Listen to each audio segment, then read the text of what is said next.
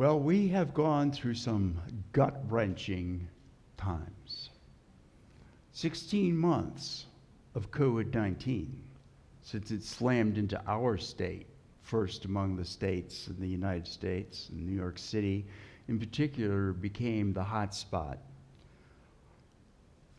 Gut-wrenching times, 14 months of reminders of racial injustice, when those of us who had the stomach to do it watched 9 minutes of George Floyd slowly dying.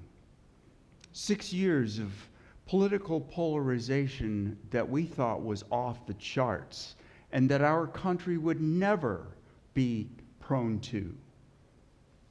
And then there are our individual and family and church lives.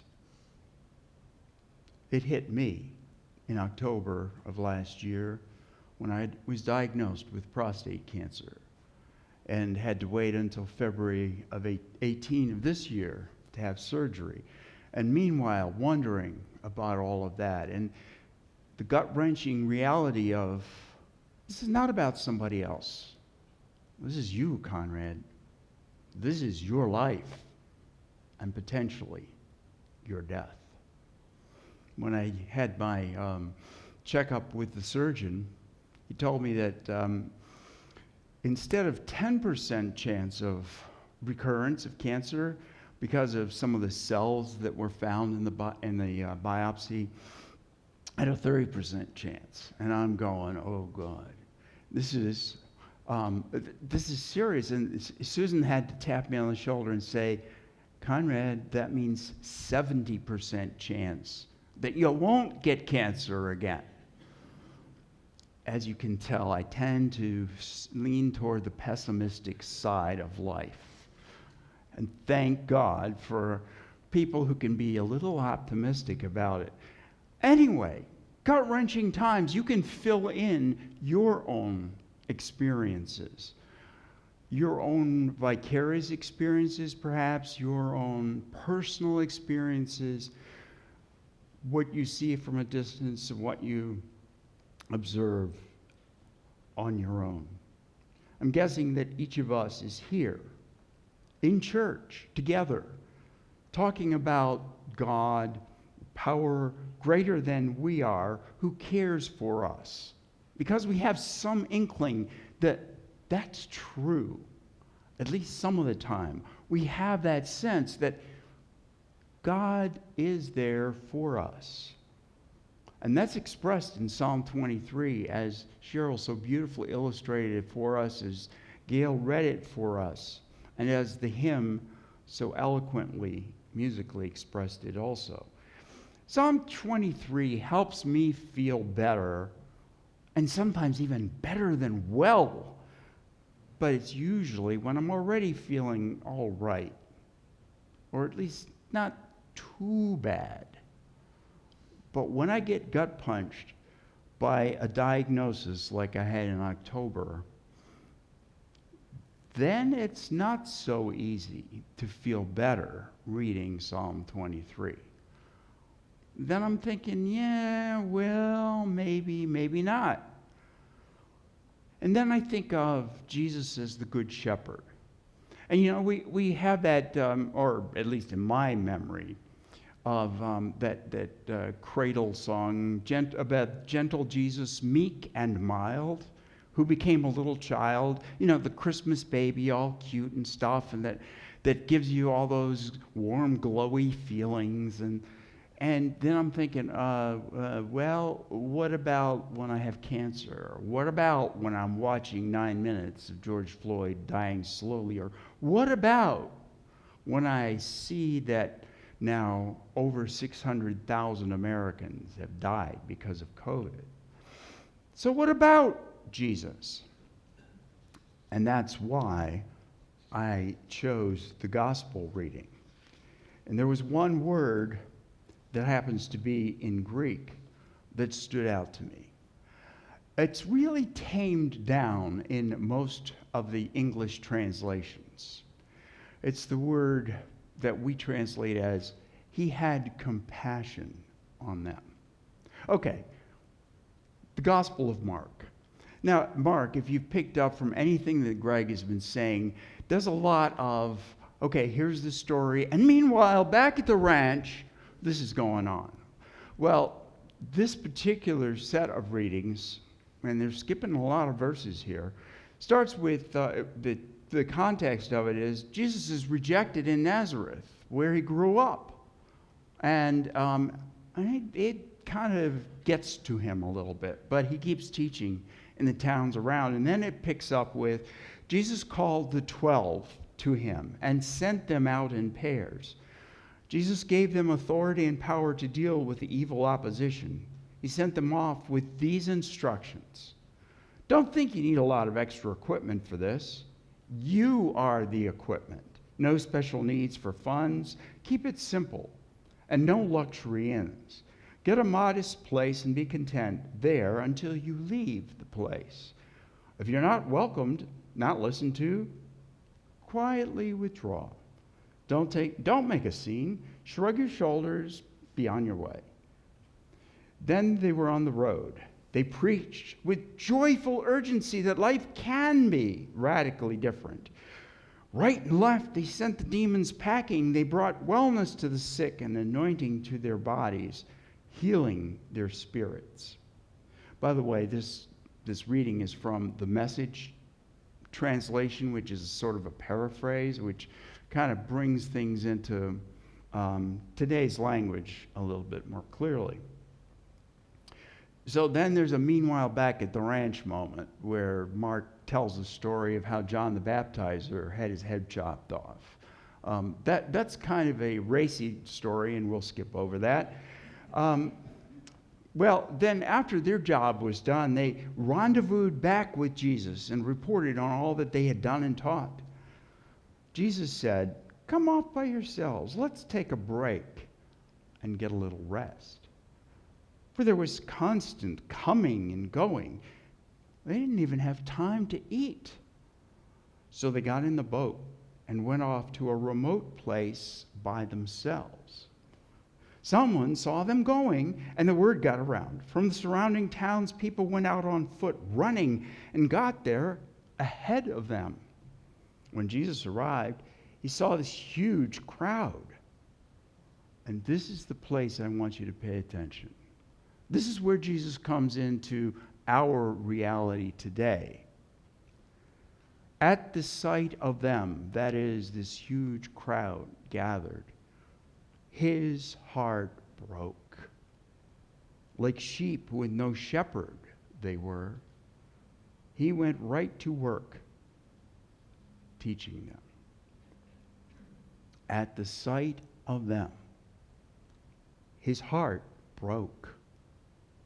Like sheep with no shepherd, they were.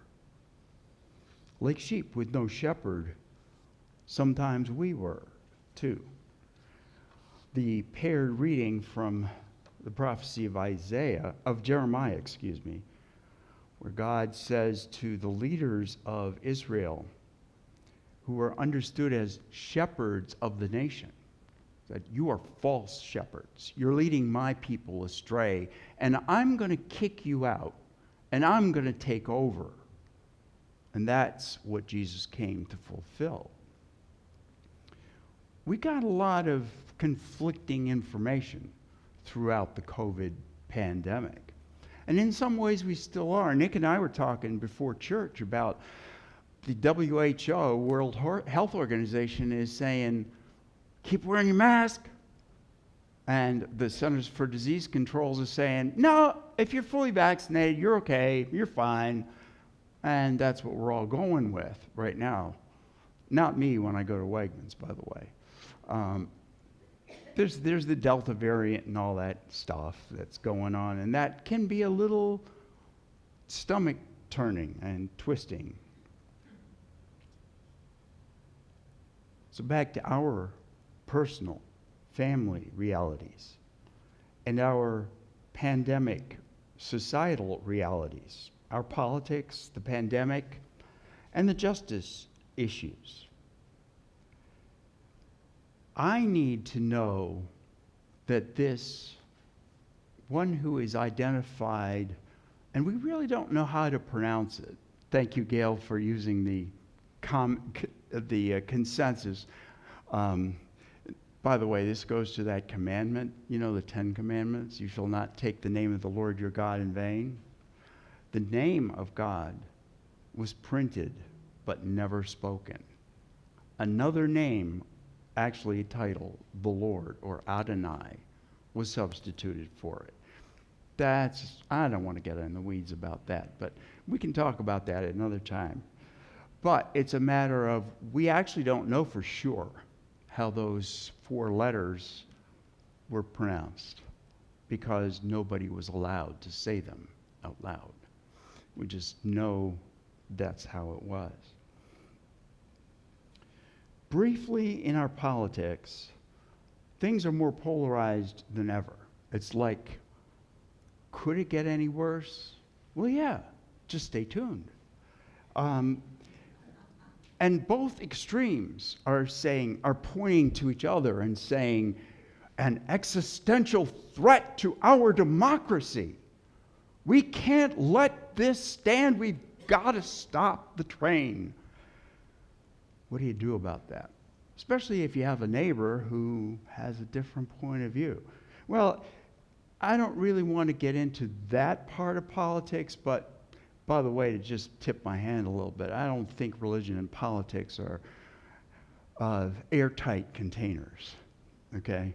What you believe, what your faith is about, what you think God calls you to be, has an influence on your politics. That's where I get into the biggest concern that was gut-wrenching for me. My best friend, who's now a pastor in Fort Worth in Dallas, when George Floyd died, had the courage to view all 9 minutes of that process. And she was in tears about it. Out of that experience, she joined an organization started by a UCC minister who serves a church in San Diego called Racists Anonymous. Susan and I attended that for a while.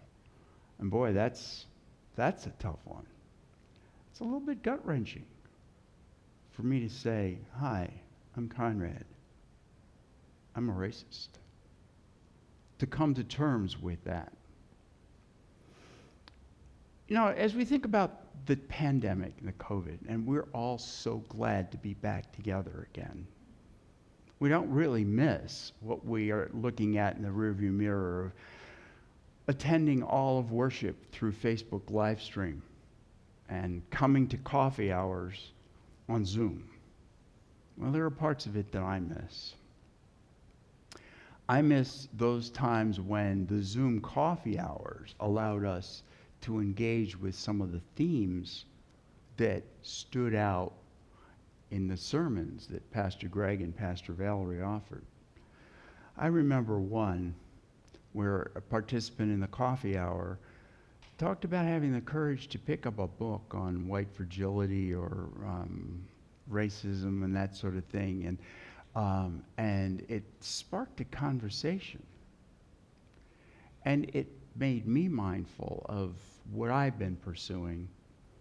I read a book called The Inner Work of Racial Justice.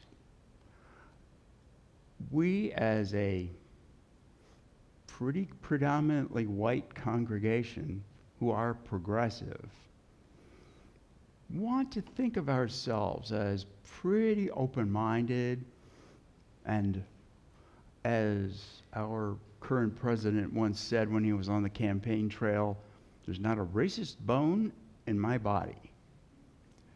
Well, that may be true for him, but I have to admit, it's not true for me. Now, my racism doesn't come out in the overt ways. I haven't burned a cross on anyone's lawn, by the way. Okay, so don't worry about that. And I don't have any sheets in my closet that I don't put on my bed. But the small things that make me realize that I need to deal with the inner attitudes There's a lot to unpack there, but it's really hard to come to grips with, especially if I'm in a minority situation and I feel like I am the target of racism. Or when I think back to times when I was in law enforcement and the whole red herring issue of defund the police, which I think was a big mistake. It's not a matter of the police as a whole and all that stuff, but coming to terms with the nitty-gritty of the intersection of societal and systemic reality. And it is, folks, it is a reality, as well as the individual part. The people of goodwill. It's hard to hear Martin Luther King Jr. speak from the prison in Birmingham, Alabama, and saying, it's not the enemies who are turning the fire hoses on us and the dogs that are most disheartening and dispiriting. It's those who are on our side who say, you gotta wait, you gotta calm down, you gotta be easy about this. For me, the important part of having the good shepherd, the one who is with me, is informed by my involvement with 12-step programs, both as an observer and as a participant, where people who come to grips with the fact that there's something in their life that they try to control and they can't. And somehow they're willing to say, I'm powerless over that, but I'm not helpless. There is a power greater than myself. That is the power of the compassionate and caring and connected one that the 23rd Psalm talks about. I said it near the beginning. The 23rd Psalm works best for me when I'm already feeling all right, when I'm not feeling too bad. And I forget all about it when I get gut punched by something big. When my friend brings to my mind that video that she watched, or when I get a diagnosis, or when I see how COVID is affecting our church community. What's important to me and to all of us, I think, is that we are not alone. And that shepherd who offers all that calm, restfulness, guidance, is there when we're in the darkest valley, when death is there, staring us in the face, and realizing that in death, in life beyond death, we are not alone. God is with us. So I return to that centering moment, because when we gather together, we affirm our connection with our higher power, God, who was reflected to us in the life, death, and resurrection of Jesus. And we gather together to affirm our connection with each other. Our connection here in this place, gathered, and with everybody out there in Facebook land, live streaming, listening, whether it's right now, at the same time as we're here, or at another time. We affirm our connection, which means we're church. The job of the church ought to be to reweave the sinews of society, to build community, to be examples of commitment, protectors of dignity, and messengers of love and grace. Easier said than done. Sometimes it requires coming face to face and having the courage to face those gut-wrenching realities that broke Jesus' heart. And we, like Jesus, but also like the disciples, are learning what it means to address those gut-wrenching realities in our own hearts, in our community of faith, and in our world. Amen.